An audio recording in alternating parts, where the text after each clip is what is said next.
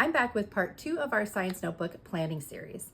And if you missed part 1, go watch that because this one picks up right where we left off. We're still in the decide stage because there's a lot more to figure out beforehand than most people realize. And if you want something to follow along with, I have a free planning guide in my bio.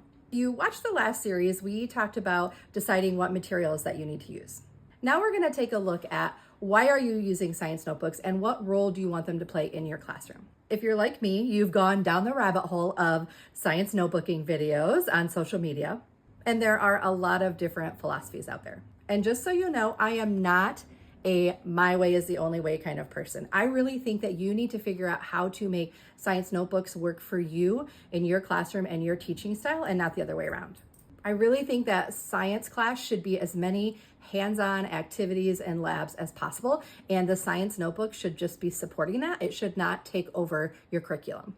And I don't know about you, but I don't have a science textbook. So for me, that's really one of the main roles that my science notebook plays. Sometimes I give them fill in the blank notes. Sometimes I give them diagrams that I just need them to reference in their notebook. And sometimes they take their own notes. And sometimes they are processing all of the cool things that we're doing in class. And sometimes we put labs in there. So for me, it's really just an everything goes kind of thing. I take everything that I'm doing in my classroom and put it into the notebook. For me, notebooks is another way that we can step away from technology a little bit and close the laptops, and I can really see what students know and give them a space to process. If this is your first time using science notebooks in the classroom, I would encourage you not to stress out about what goes in there. I would just take everything you're already doing in class and put it there. Another thing to think about is how are you going to organize notebooks in your classroom? Are you going to have students take them with them every day and bring them back hopefully, or are you going to store them in your room? For me, most of my students leave them in the classroom. I do have a few very responsible students that take them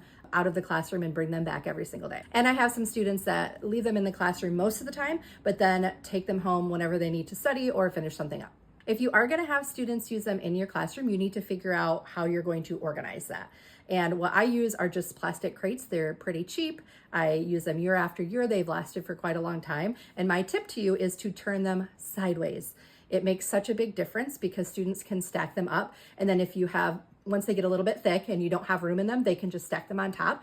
And it's way more organized than if you have them upright and students just throw them in. So once you've made all of these decisions and thought through what materials you need and how they're going to function in your classroom, our next step is going to be setup. How you're going to organize your units, what goes in the front of your notebook, and how to get your students actually excited about them instead of rolling their eyes.